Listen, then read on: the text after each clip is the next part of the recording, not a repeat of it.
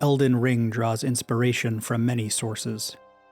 One source of inspiration, noted by the Elden Ring lore community, is the tradition of European alchemy. In researching this topic, one text immediately bears strong resemblance to the people, places, and stories of Elden Ring. By reading this text, we may gain greater insight into the storytelling of Elden Ring. What follows are direct readings from the 12 Keys of Basil Valentine. The fifth key. The quickening power of the earth produces all things that grow forth from it, and he who says that the earth has no life makes a statement which is flatly contradicted by the most ordinary facts. For what is dead cannot produce life and growth, seeing that it is devoid of the quickening spirit. This spirit is the life and soul that dwell in the earth, and are nourished by heavenly and sidereal influences.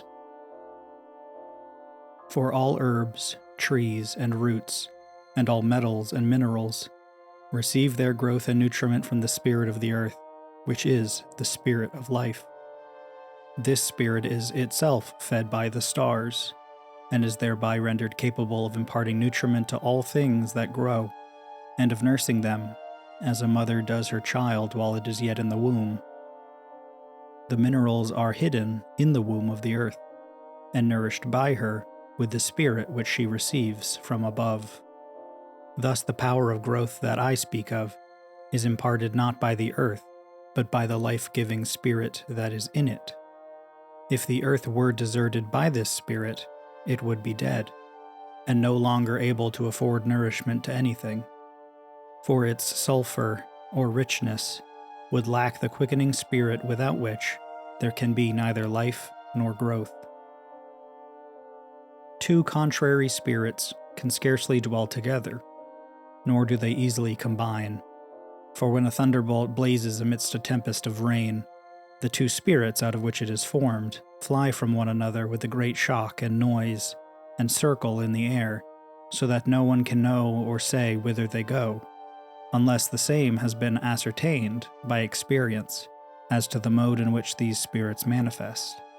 Know then, gentle reader, that life is the only true spirit, and that which the ignorant herd look upon as dead may be brought back to permanent, visible, and spiritual life, if but the spirit be restored to the body, the spirit which is supported by heavenly nutriment, and derived from heavenly, elementary, and earthly substances, which are also called formless matter. Moreover, as iron has its magnet, which draws it with the invisible bonds of love, so our gold has its magnet, that is, the first matter of the great stone. If you understand these my words, you are richer and more blessed than the whole world. Let me conclude this chapter with one more remark. When a man looks into a mirror, he sees therein reflected an image of himself. If, however, he try to touch it, he will find that it is not palpable, and that he has laid his hand upon the mirror only. In the same way, the spirit which must be evolved from this matter is visible, but not palpable. This spirit is the root of the life of our bodies, and the mercury of the philosophers, from which is prepared the liquid water of our art, the water which must once more receive a material form and be rectified by means of certain purifying agents into the most perfect medicine. For we begin with a firm and palpable body, which subsequently becomes a volatile spirit, and a golden water, without any conversion, from which our sages derive their principle of life. Ultimately, we obtain the indestructible medicine of human and metallic bodies, which is fitter to be known to angels than to men, except such as seek it at God's hands in heartfelt prayer, and give genuine proofs of their gratitude by service rendered to him and to their needy neighbor. Hereunto I may add in conclusion that one work is developed from another. First, Our matter should be carefully purified, then dissolved, destroyed, decomposed, and reduced to dust and ashes. Thereupon, prepare from it a volatile spirit, which is white as snow, and another volatile spirit, which is red as blood.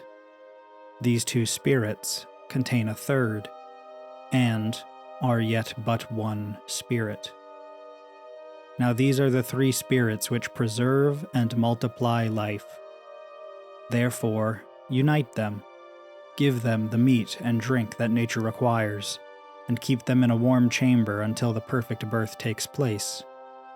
Then you will see and experience the virtue of the gift bestowed upon you by God and nature.